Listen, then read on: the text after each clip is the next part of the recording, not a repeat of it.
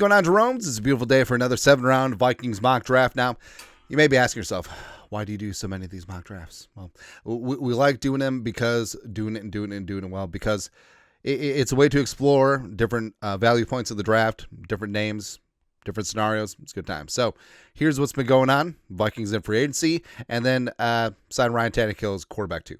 Why the hell not? So diving on in. Oh, spoiler alert. Yeah. All right, so let's check out what's happened so far.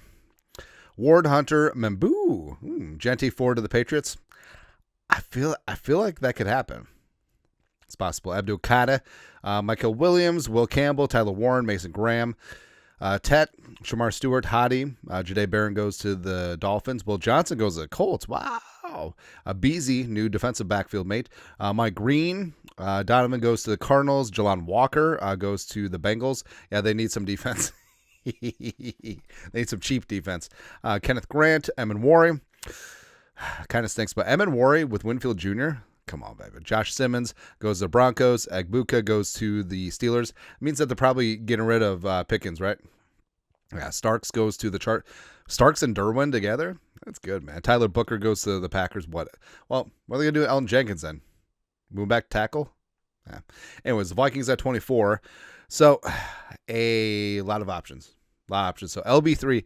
I feel like LB3 is a bit of a sleeper in this spot. Kelvin Banks, of course, could kick inside to left guard.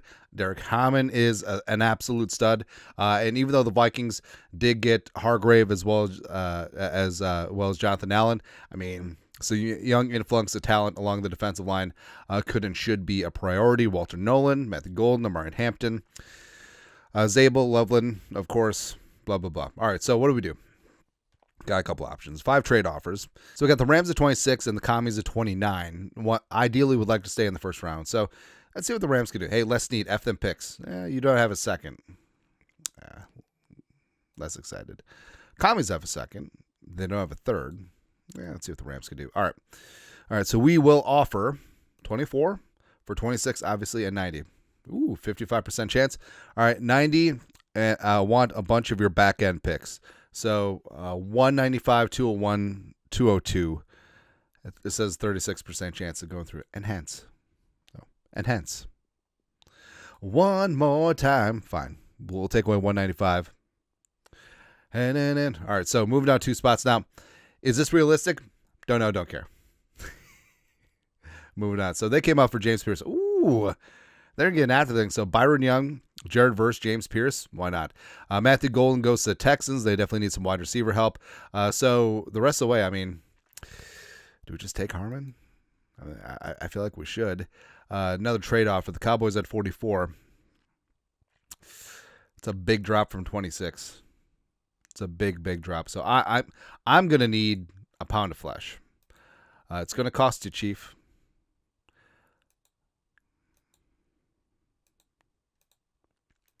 They're just like, no. All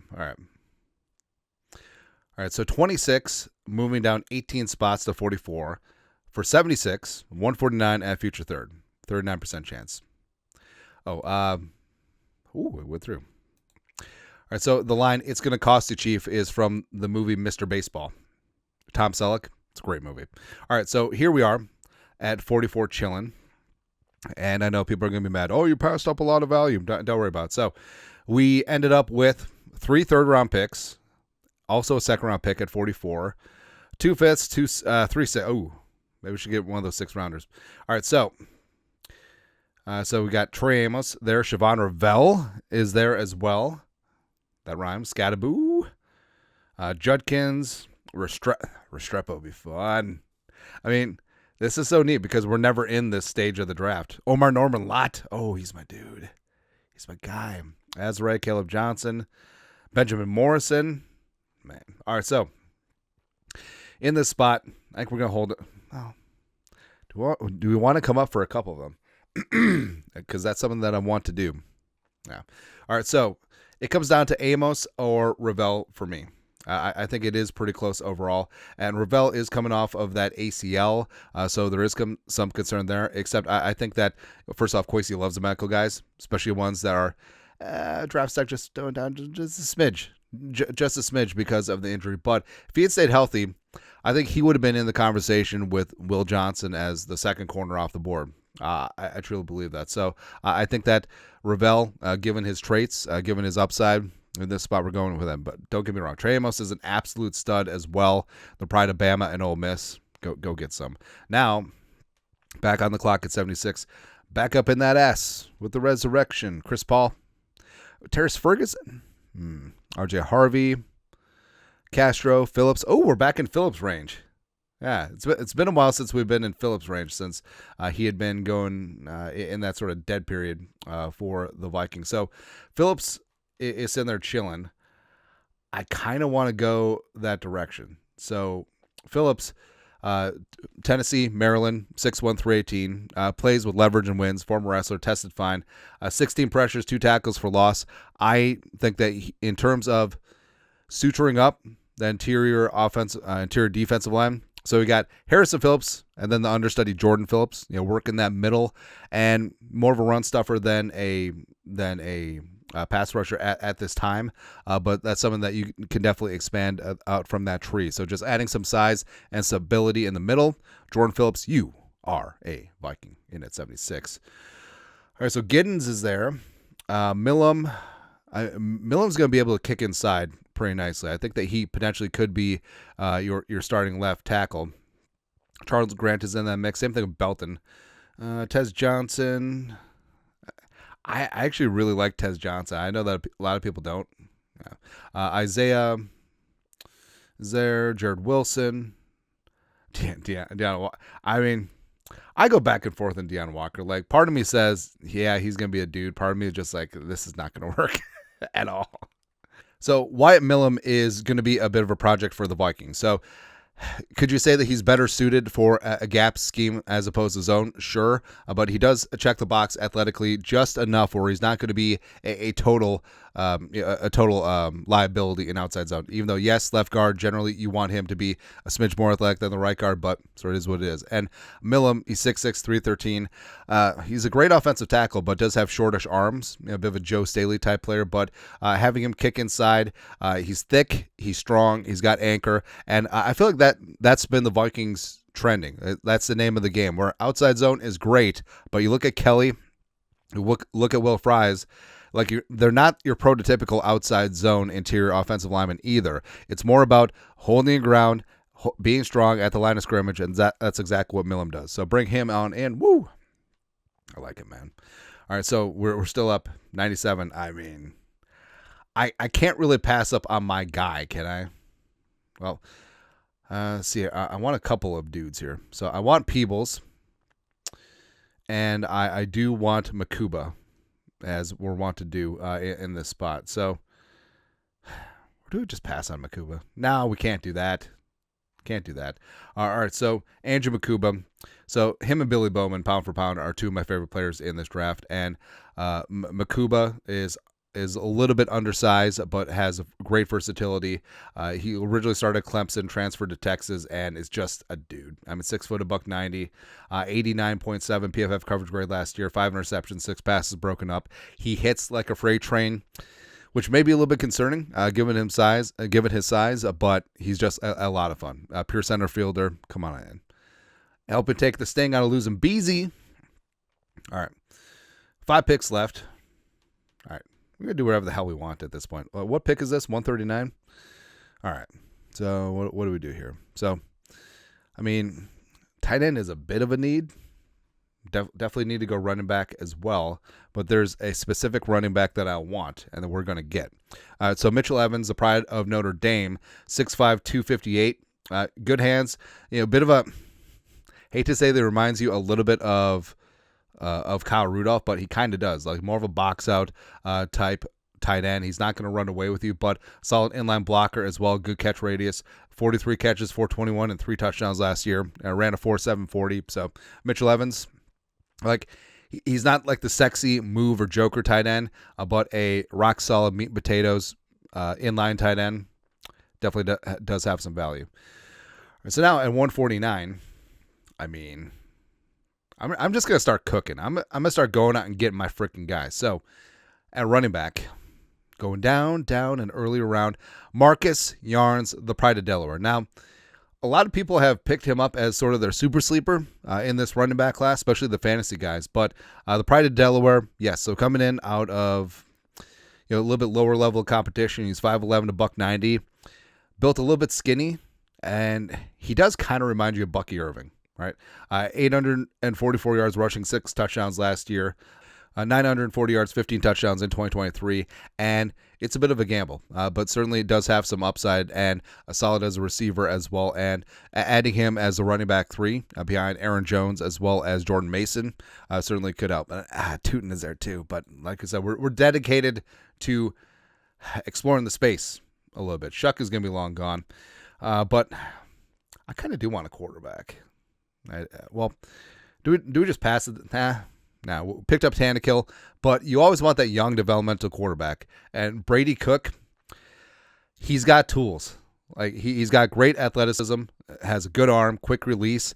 A lot of soft skills need to be worked on, like throwing, multiple platforms as well as throwing in rhythm, all that stuff. But I mean, that's the Kevin O'Connell, Josh McCown special. It really is. And Brady Cook, 6'2", 214, lit up the combine. And is he going to start anytime soon? No. Could he develop into a backup? Yes. Especially ones where you have the athleticism crossover, overlap with him and J.J. McCarthy.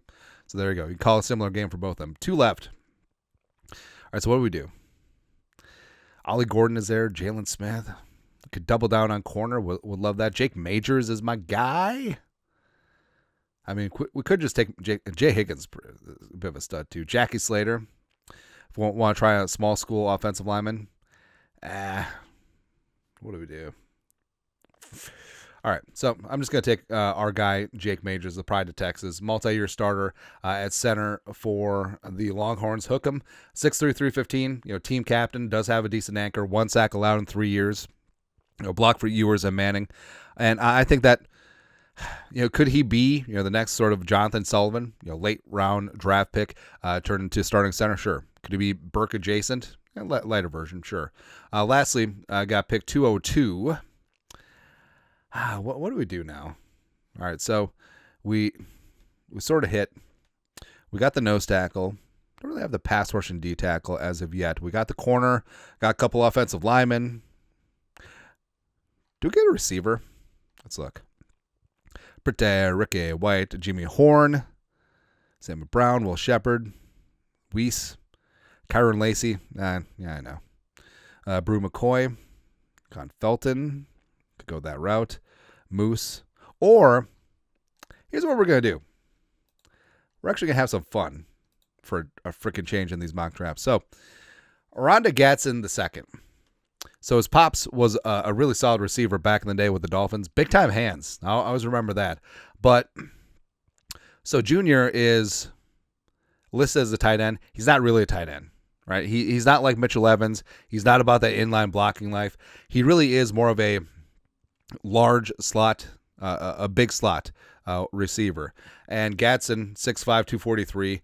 Last year, 73 catches, 934 yards, 7 touchdowns, which is interesting. And it kind of reminds me of N'Keal Harry, the way the Vikings converted him from a large wide receiver to a tight end, but really just worked the slot.